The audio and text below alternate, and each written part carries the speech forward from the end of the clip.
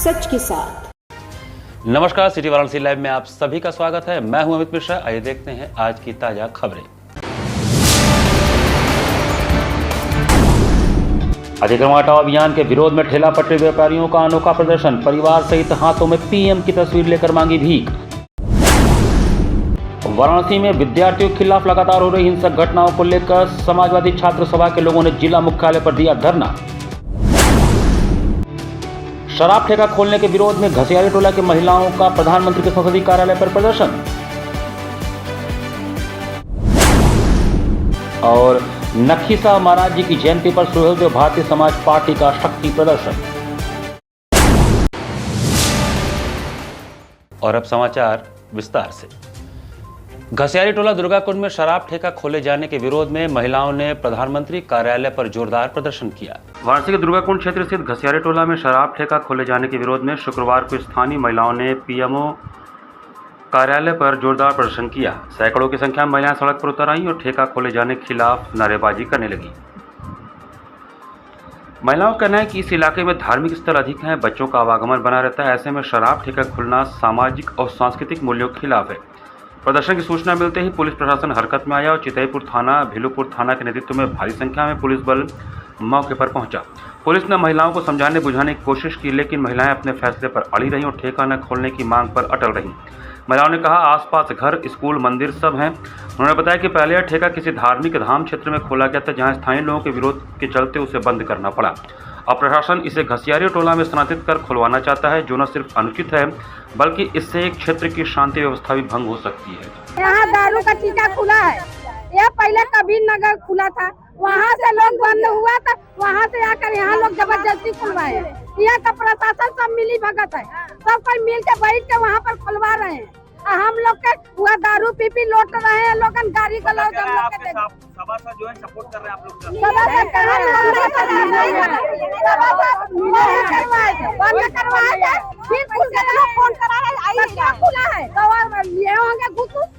तभी न खुला है। मेहंदीगंज निवासी अलका बिंद की नृशंस हत्या मामले में प्रदेश के मत्स्य मंत्री डॉक्टर संजय कुमार निषाद ने joint CP law and order से वार्ता कर कठोर कार्रवाई का निर्देश दिया। जनपद के मेहंदीगंज गांव निवासी अलका बिंद की नृशंस हत्या अत्यंत दुखद और दुर्भाग्यपूर्ण है। यह होनहार छात्रा के साथ इस प्रकार की घटना समाज की पीड़ा को बताती है, जिसकी जितनी निंदा की जाए कम है। प्रदेश के मत्स्य मंत्री डॉक्टर संजय कुमार निषाद ने कहा कि गुरुवार को मुझे घटना की जानकारी प्राप्त हुई, जिसके तुरंत बाद मैंने joint CP law and order से वार्ता कर कठोर कार्रवाई के निर्देश दिए। पुलिस द्वारा 28 घंटे के भीतर आरोपी की गिरफ्तारी निश्चय ही एक सराहनीय कदम है, लेकिन मैं स्पष्ट करना चाहता हूं कि कार्रवाई सिर्फ गिरफ्तारी तक सीमित न रहे। जिस ढाबा संचालक, प्रबंधक और कर्मचारियों ने बिना वैध पहचान पत्र और सत्यापन के कमरा उपलब्ध कराया, उन पर भी कड़ी कानूनी कार्रवाई होनी चाहिए, ताकि पूरे प्रदेश में एक सख्त मिसाल कायम हो और भविष्य में किसी भी होटल या ढाबे में बिना आईडी प्रूफ कोई ठहरने की अनुमति न दी जाए। ऐसा कठोर नियम लागू करना अनिवार्य है, जिससे आगे किसी भी बहन बेटी के साथ ऐसी घटना न हो। मंत्री डॉक्टर संजय कुमार निषाद ने संबंधित डीसीपी, एसडीएम तथा मत्स्य विभाग के उप निदेशक को स्पष्ट निर्देश दिए हैं कि पीड़ित परिजनों को शासकीय सहायता शीघ्रता से उपलब्ध कराई जाए। अधिकारियों से अलग से वार्ता कर घटना की गंभीरता, अब तक की कार्रवाई तथा आगे की प्रक्रिया की जानकारी ली और यह सुनिश्चित करने को कहा कि किसी स्तर पर कोई लापरवाही न बरती जाए। उन्होंने यह भी निर्देश दिया कि आगामी कार्रवाई पूरी पारदर्शिता और संवेदनशीलता के साथ की जाए, ताकि पीड़ित परिवार को न्याय और मदद दोनों समयबद्ध रूप से प्राप्त हो। उन्होंने निषाद समाज समेत पूरे समाज से अपील करते हुए कहा कि इस दुखद घटना के बावजूद धैर्य और शांति बनाए रखें तथा भाईचारे को मजबूत करें। अपराध का कोई धर्म या जाति नहीं होती, अपराधी केवल अपराधी होता है और उसे कानून के मुताबिक कठोरतम दंड दिलाया जाएगा। अलका बिंद हत्याकांड के बाद ग्राम की महिलाओं तथा पीड़ित परिजनों द्वारा ढाबा संचालक पर बुलडोजर कार्रवाई की मांग भी सामने आई है। इस पर उन्होंने प्रशासन को ढाबे के सर्वे और मापी कराकर नियमानुसार कार्रवाई करने के निर्देश दिए हैं। सरकार कानून के दायरे में रहते हुए जीरो टॉलरेंस की नीति पर काम कर रही है और किसी भी अवैध निर्माण या अपराधियों को शरण देने वाले प्रतिष्ठान को बख्शा नहीं जाएगा। इस दौरान नेता सदन विधायक रमेश सिंह, जिलाध्यक्ष वाराणसी रामरती बिंद, युवा मोर्चा प्रदेश अध्यक्ष दिलीप बिंद, पूजा बिंद, पंचम बिंद, चंद्रशेखर बिंद, यशलाल बिंद, लल्लन बिंद, उदयभान बिंद, तारा निषाद, दिलीप बिंद, सुनीता बिंद, शिव कुमारी बिंद, अरविंद बिंद सहित अनेक कार्यकर्ता भी मौजूद रहे, जिन्होंने पीड़ित परिवार को ढांढस बनाया और हर संभव मदद करने का प्रयास और भरोसा दिलाया। विद्यार्थियों पर हो रहे हिंसक घटनाओं के खिलाफ समाजवादी छात्र सभा के लोगों ने वाराणसी मुख्यालय पर धरना दिया। वाराणसी में छात्रों के खिलाफ लगातार हो रही हिंसक घटनाओं के संबंध में समाजवादी छात्र सभा के लोगों ने वाराणसी के मुख्यालय पर धरना दिया। उनकी मांग थी कि विगत कुछ वर्षों में लगातार छात्रों पर हिंसक घटनाएं हो रही हैं। छात्राओं के साथ लैंगिक अपराध में भी काफी तेजी आई है। हाल ही में वाराणसी में 12वीं के विद्यार्थी हेमंत पटेल की स्कूल के अंदर ही गोली मारकर हत्या कर दी गई। पुलिस अक्सर ही छात्र हितों के लिए संघर्ष कर रहे छात्रों के ऊपर मुकदमे दर्ज कर उनको जेल भेज देती है। हाल ही की घटना महात्मा गांधी काशी विद्यापीठ के छात्रों के साथ, जिसमें छात्रों का भविष्य चौपट हो जाता है। मिर्जा मुराद की MSc की छात्रा अलका बिंद की निर्ममता से गला रेत कर हत्या कर दी गई।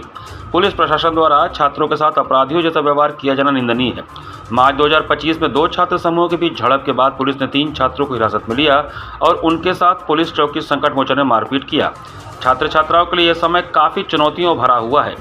अब अपराध गिरफ्त में स्कूल कॉलेज में पढ़ने वाले भी आ रहे हैं। प्रधानमंत्री जी के संसदीय क्षेत्र में पुलिस प्रशासन को छात्र छात्राओं के लिए बेहतर माहौल देने की जरूरत है।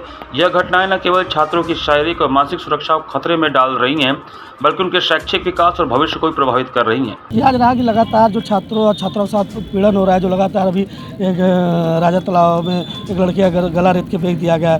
कुछ दिन पहले विद्यापीठ में छात्रों में धरना पे 30 दिन बैठा, उसको आधी रात में उठा के जेल भेज दिया जाए।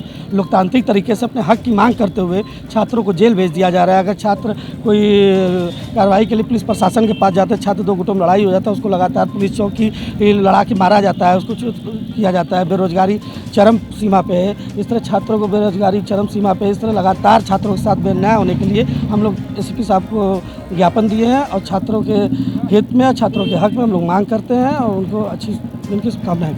ठेला पटरी व्यवसायियों ने प्रशासन द्वारा परेशान करने वाले फरमानों के विरोध में ठेला पटरी व्यापारियों ने परिवार सहित सड़क पर उतरकर भीख मांगकर विरोध जताया। पुलिस कमिश्नर मोहित अग्रवाल के निर्देश पर शहर में चल रहे अतिक्रमण हटाओ अभियान के चलते ठेला पटरी व्यापारियों में आक्रोश फैल गया है। कार्रवाई से परेशान होकर शुक्रवार को वाराणसी कोतवाली जोन अंतर्गत मैदानी क्षेत्र के सैकड़ों ठेला पटरी व्यापारी परिवार सहित सड़क पर उतर आए और भीख मांगकर विरोध जताया। बता दें कि पुलिस कमिश्नर मोहित अग्रवाल ने हाल ही में गोदोलिया चौराहे पर सख्त निर्देश जारी करते हुए कहा था कि यदि कोई ठेला या खोपचा लगातार अतिक्रमण करता पाया गया तो उसके खिलाफ गैंगस्टर एक्ट और गुंडा एक्ट के तहत कार्रवाई की जाएगी। इसके तहत कुछ व्यापारियों पर पहले मुकदमे दर्ज हो चुके हैं। इस शक्ति के चलते फल, सब्जी और खाद्य सामग्री बेचने वाले ठेले वालों की आजीविका पर संकट मंडरा गया है।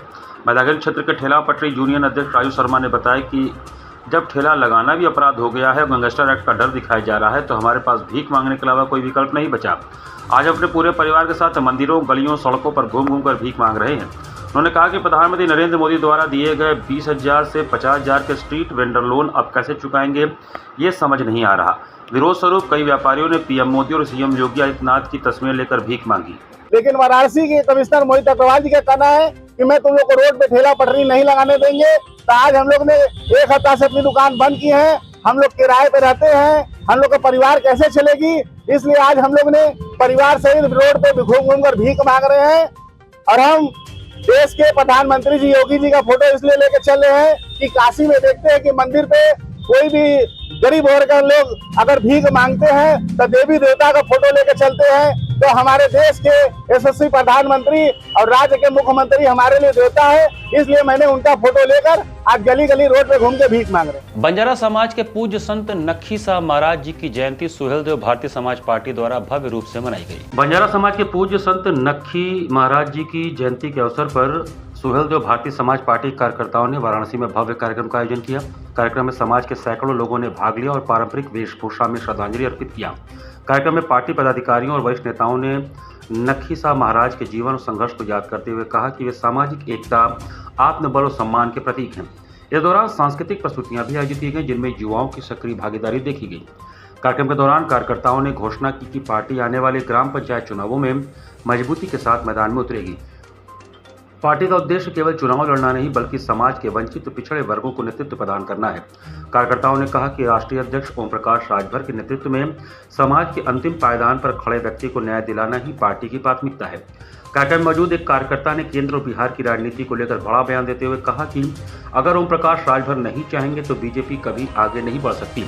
बिहार में नीतीश कुमार तभी चुनाव जीत पाएंगे जब ओम प्रकाश राजभर उन्हें पूरा समर्थन देंगे। बिहार की जनता चाहती है कि ओम प्रकाश राजभर वहां आएं और नेतृत्व करें। इस बयान से स्पष्ट है कि सुहेलदेव भारतीय समाज पार्टी न सिर्फ उत्तर प्रदेश बल्कि बिहार की राजनीति में भी अपनी सक्रिय भागीदारी के लिए पूरी तरह तैयार है।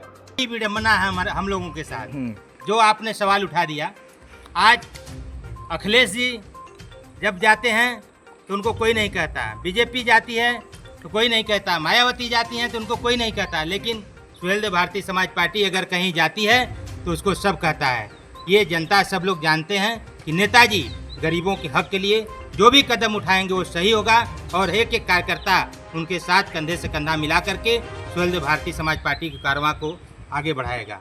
सपा के युवा नेता अजय फौजी ने संत शिरोमणि रविदास प्राथमिक विद्यालय में 150 बच्चों को पाठ्य सामग्री का वितरण किया। समाजवादी पार्टी के युवा नेता प्रदेश महासचिव अजय फौजी ने सीर गोवर्धनपुर के संत रविदास शिरोमणि प्राथमिक विद्यालय में शुक्रवार को 150 बच्चों को कॉपी, किताब, पेंसिल, रबर, इरेजर देकर उनका मनोबल बढ़ाया। इस अवसर पर उन्होंने कहा कि हम इस स्कूल के बच्चों के लिए लगातार कोई न कोई कार्य करते रहते हैं, जिससे कि बच्चों का मनोबल हमेशा ऊंचा रहे। सरकारी स्कूल को बंद किया जा रहा है, सरकारी स्कूल को मर्ज किया जा रहा है, सरकारी स्कूलों को हटाया जा रहा है। यह गांव के बच्चे गांव के बीच में ही हैं, 3 किलोमीटर आगे कहाँ जाएंगे। वहीं अगर बात की जाए प्राइवेट स्कूल के फीस की तो 10 से 15 हज़ार फीस है। वह बच्चे के अभिभावक कहाँ से ला कर देंगे। इसमें लेबर के बच्चे हैं, मिस्त्री के बच्चे हैं, किस के बच्चे हैं, गरीब परिवार के बच्चे हैं, जो बहुत ही कमज़ोर परिवार के हैं। ये सब बच्चे कहाँ जाएंगे। इसलिए मैं इनका मनोबल बढ़ाने के लिए यहाँ पर किताब, कॉपी, पेंसिल, इरेजर, कटर देकर इनका मनोबल बढ़ा रहा हूँ। ये बच्चे न डरें, हम इनके सुख दुख में साथ हैं और इनके पढ़ाई लिखाई में हमेशा कदम से कदम मिलाकर चलेंगे। सरकार से हम मांग करते हैं कि स्कूल का निजीकरण और प्राइवेट स्कूल को बढ़ावा देना, सरकारी स्कूल को दूर करना, ये सब बंद करें। इसके लिए हम लड़ाई लड़ेंगे। इसके पहले जब समाजवादी पार्टी की सरकार थी तो इसी स्कूल में मिड डे का खाना मिलता था, लेकिन आज के समय में यह सारी सुविधाएं स्कूल में बंद हैं और अगर 2027 में समाजवादी पार्टी की सरकार बनती है तो इसी स्कूल को हम मॉडल स्कूल बनाएंगे। आज के डेट में आप देख रहे हैं कि सरकारी स्कूल बंद किए जा रहे हैं, सरकारी स्कूल को मर्ज किया जा रहा है, सरकारी स्कूल को हटाया जा रहा है।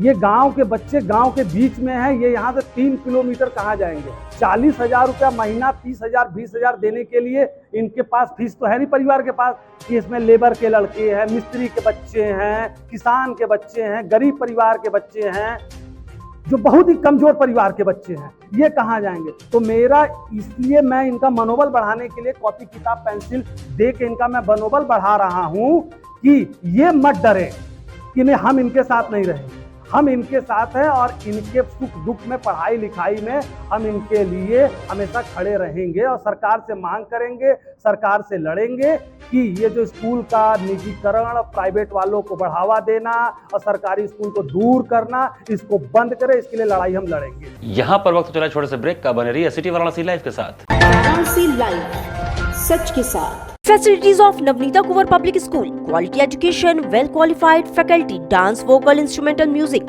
robotics, art and crafts, skating, karate classes, indoor and outdoor activities, use playground for kindergarten and various types of games, math, physics, biology, chemistry lab and smart library, well maintained computer lab and classes, highly secure and GPS track conveyance facilities, educational based activities using technique tools and interesting methods for students. Navneeta Kuvar Public Schools, Swahi near BHU Hyderabad Gate, Varanasi. Mobile number 7311128462. Navneeta Kuvar Public School.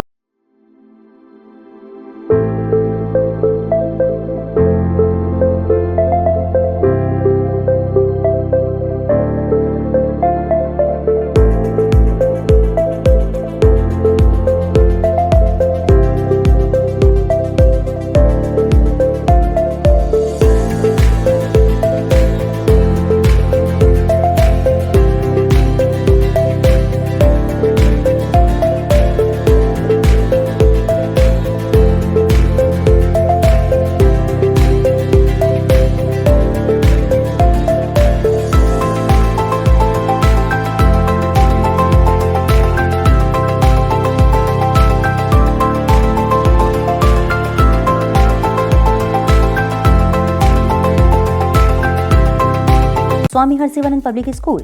छात्र छात्राओं हेतु वातानुकूलित छात्रावास की सुविधा, हर तिमाही युक्त खेल का मैदान, इंडोर गेम आउटडोर गेम की सुविधा, जिम, योगा, ध्यान की विशेष कक्षा, एनसीसी एबीसी सर्टिफिकेट तथा करियर काउंसलिंग की सुविधा, विज्ञान कला तथा कॉमर्स के साथ वैकल्पिक विषयों की एक लंबी श्रृंखला, कम फीस में उत्कृष्टतम अध्ययन की व्यवस्था, शहर के सभी क्षेत्रों में बस की सुविधा, विज्ञान, कंप्यूटर तथा सभी आधुनिकतम प्रयोगशाला उपलब्ध, audio video classes. Swami Harsivanand public school and hostel, शिक्षण समूह शाखाएं Garhwa Ghat, Ramna, Varanasi. Phone number 9554995413, Jagatganj Varanasi. Phone number 7408457111, Banpurwa, Ramna, Varanasi. Phone number 9554955412, railway station road, Churk, Sonbhadra. Phone number 7081109710, Marsada, Ghorawal, Sonbhadra. Phone number 955496319495 एवं स्वामी हरसिवानंद महाविद्यालय चुर्क, सोनभद्र। Phone number 7081109711।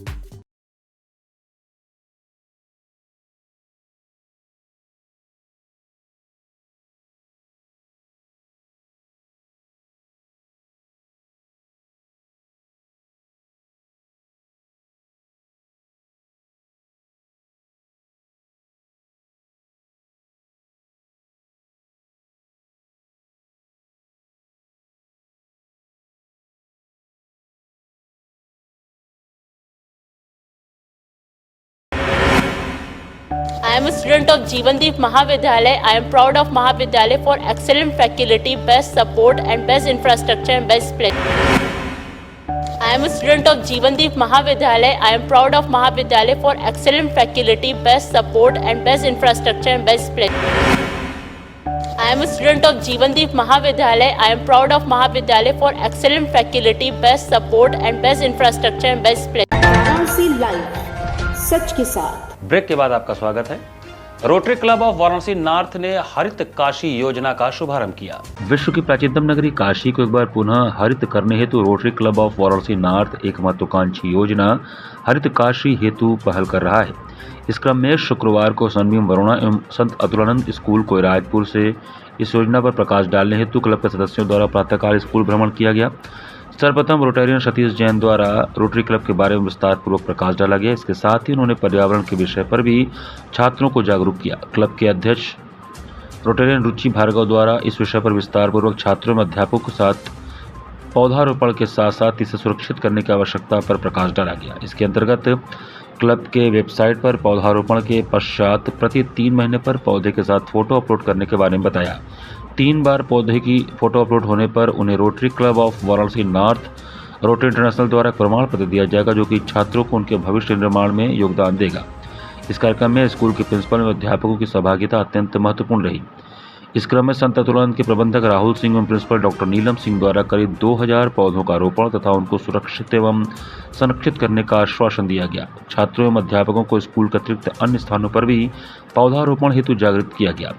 इस कार्यक्रम में क्लब के Suresh Khandelwal, CA Satish Jain, Deepak Maharshi, doctor Rakesh Jaiswal, Neeraj Agarwal, doctor Dolly Srivastava, N Dubey, Shubhashree Jaiswal, Rajesh Bhargav, doctor Rakesh Mohan एवं अन्य सदस्य उपस्थित थे। व्यसन मुक्ति, मानसिक स्वास्थ्य उपचार और विशेष बाल सेवाओं के क्षेत्र में महत्वपूर्ण पहल के तहत संत नारायण पुनर्वास संस्थापना द्वारा पुनर्वास केंद्र का स्थापना किया गया। संत नारायण पुनर्वास संस्था द्वारा व्यसन मुक्ति, मानसिक स्वास्थ्य उपचार और विशेष बाल सेवाओं के क्षेत्र में एक महत्वपूर्ण पहल के तहत वाराणसी में नया पुनर्वास केंद्र स्थापित किया गया है। इस संस्थान का उद्घाटन 5 जुलाई 2025 को प्रातः 10 बजे किया जाएगा। उद्घाटन समारोह में मुख्य अतिथि के रूप डॉक्टर गोपाल पाठक, विधायक, सिविल लाइंस, जयपुर शिरकत करेंगे। संस्थान के प्रबंधक राकेश पांडे ने प्रेस वार्ता कर बताया कि यह पुनर्वास केंद्र व्यसन मुक्ति, मानसिक रोगों का उपचार, डाउन सिंड्रोम, ऑटिज्म, ADHD सहित विशेष बच्चों की व्यापक देखभाल, physiotherapy, occupational therapy, speech therapy और मानसिक स्वास्थ्य परामर्श की सेवाएं प्रदान करेगा। संस्थान में अनुभवी मनोचिकित्सक, क्लिनिकल साइकोलॉजिस्ट, फिजियोथेरेपिस्ट और विशेष शिक्षक सेवाएं देंगे। इस अवसर पर प्रेस को संबोधित करते हुए डॉक्टर VD मिश्रा ने बताया कि हमारा उद्देश्य समाज में मानसिक स्वास्थ्य और व्यसन मुक्ति के प्रति जागरूकता फैलाना तथा पीड़ित व्यक्तियों और उनके परिवारों को सही उपचार और पुनर्वास की सुविधा प्रदान करना है। जिस भी तरह की दिव्यांगता हो, जिस भी तरह के प्रॉब्लम के पेशेंट आए, उनको दिव्यांगता से संबंधित उनको हम लोग अच्छे से अच्छा उनका उपचार करके, उनको ट्रेनिंग दे के, उनको उस लायक बना करके उनको पहली वाली पोजीशन में ला के उनको मुख्य धारा में जोड़ने का प्रयास करें। कब से शुरू होगा ये कल 5 तारीख से शुरू होगा, जिसका उद्घाटन राजस्थान के सिविल लाइन के विधायक श्री गोपाल जी शर्मा कर रहे हैं। बात की जाए तो मरीजों के लिए और क्या विशेष सुविधा मिल पाएगी? मरीजों के लिए विशेष सुविधा होगी। जो भी गरीब पेशेंट हैं, जिनको प्रधान ने, पार्षद ने लिख करके भेज दिया कि ये बहुत गरीब हैं, उनके पास सर्टिफिकेट है, उनका फ्री, पैसे के लिए हर चीज़ उनको फ्री किया जाएगा। यहाँ तक कि उनको कैलिपर, पेटी, ट्राईसाइकिल सब कुछ हम लोग फ्री प्रोवाइड करेंगे। काशी वंदन सांस्कृतिक कार्यक्रम में जौनपुर के डॉक्टर शिवम मिश्रा का मनोहारी सितार का कार्यक्रम हुआ। शुक्रवार को जिला प्रशासन वाराणसी में मंडलायुक्त एस राजलिंगम के पहल पर आयोजित होने वाले सांस्कृतिक संध्या कार्यक्रम में जौनपुर से पधारे डॉक्टर शिवम मिश्रा द्वारा सितार वादन का कार्यक्रम आयोजित हुआ, जिसमें उन्होंने सर्वप्रथम राग बसंत में 3 ताल में निबद्ध गत की प्रस्तुति दी, जो कि मध्य लय में निबद्ध था। तत्पश्चात द्रुत, गत और झाला की अद्भुत प्रस्तुति दी और अंत में राग भैरवी पर आधारित धुन बजाकर कार्यक्रम का सुंदर समापन किया। तबले पर सहायक कलाकार के रूप में ज्ञान स्वरूप मुखर्जी ने कार्यक्रम को तालबद्ध किया। कार्यक्रम का संचालन एवं धन्यवाद ज्ञापन अंकित सिंह ने किया। कार्यक्रम संयोजक अंशुमान महाराज रहे।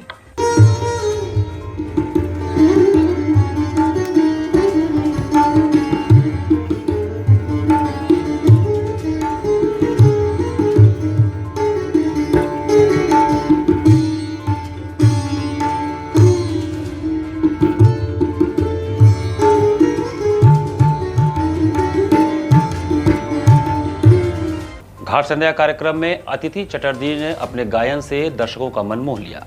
जिला प्रशासन के अभिनव पहल पर गुरुवार को सुबह बनास के अंतर्गत घाट संध्या कार्यक्रम के प्रथम चरण में उत्तर भारत का प्रसिद्ध कथक नृत्य का शुभारंभ वाराणसी की युवा कलाकार अतिथि चटर्जी ने गणेश वंदना गाइए गणपति जगवंदन, तत्पश्चात शिव पंचाक्षरी श्रोत शुद्ध कथक नृत्य धमार ताल एवं समापन कजरी बरसन लागी बदरिया से किया। द्वितीय चरण में यूएसए से पधारे युवा कलाकार श्रीवत्सा अकला ने दक्षिण भारत के तमिल राज्य के प्रसिद्ध नृत्य विद्या भरतनाट्यम का शुभारंभ पूर्वागम, तत्पश्चात पुष्पांजलि नरसिंह अवतार की प्रस्तुति नृत्य के माध्यम से शिव और पार्वती की स्तुति एवं समापन भो शंभो से किया। कलाकारों को प्रमाण पत्र एवं आशीर्वचन बालेश्वर तिवारी एवं सुजीत ठाकुर ने प्रदान किया।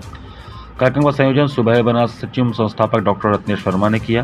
कार्यक्रम का सफल संचालन सीमा केसरी ने किया। इस अवसर पर श्री शाह एवं सुधा सहित भारी संख्या में दर्शकगण उपस्थित रहे।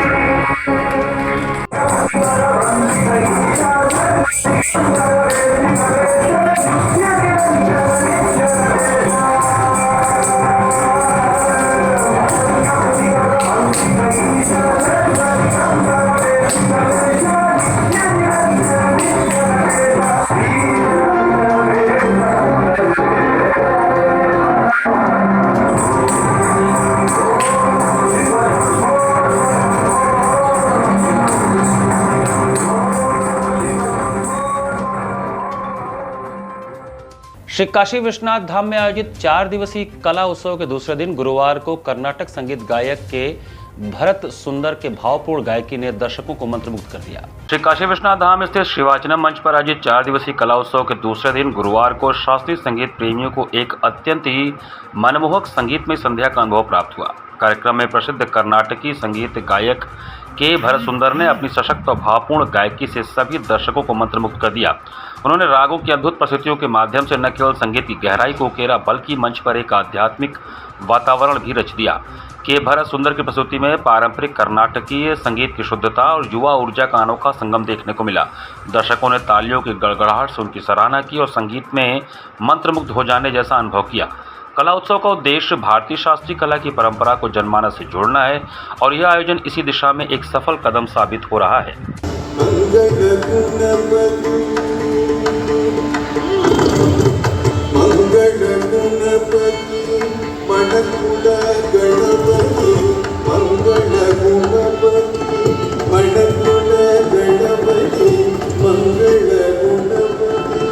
मंगल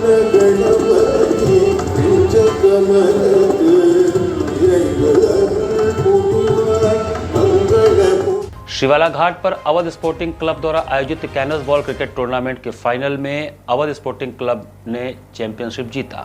शिवाला घाट पर अवध स्पोर्टिंग क्लब के तत्वाधान में लगभग 2 महीने से चल रहे कैनवस बॉल क्रिकेट टूर्नामेंट का फाइनल मैच गुरुवार की शाम 4:30 बजे आयोजित हुआ, जिसके मुख्य अतिथि महापौर अशोक तिवारी व विशेष अतिथि राजेश यादव चालू क्षेत्रीय पार्षद थे। इस अवसर पर क्षेत्रीय सामान्य जनता ने मैच का आनंद उठाया।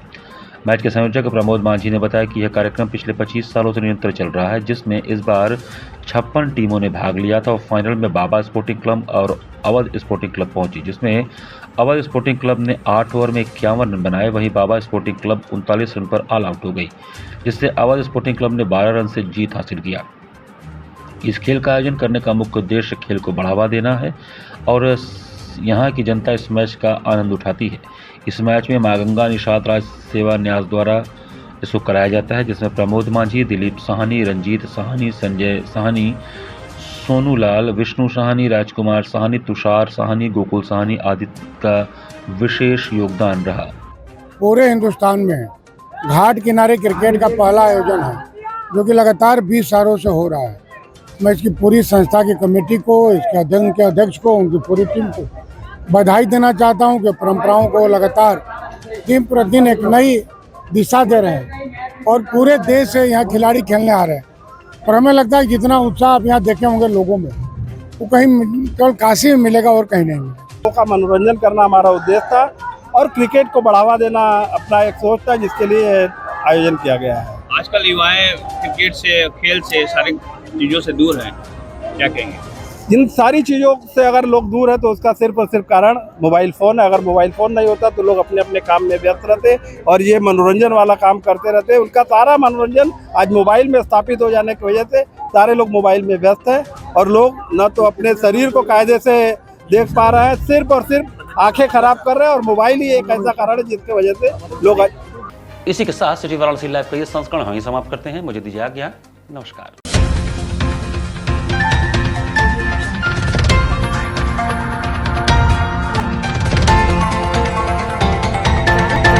लाइव सच के साथ।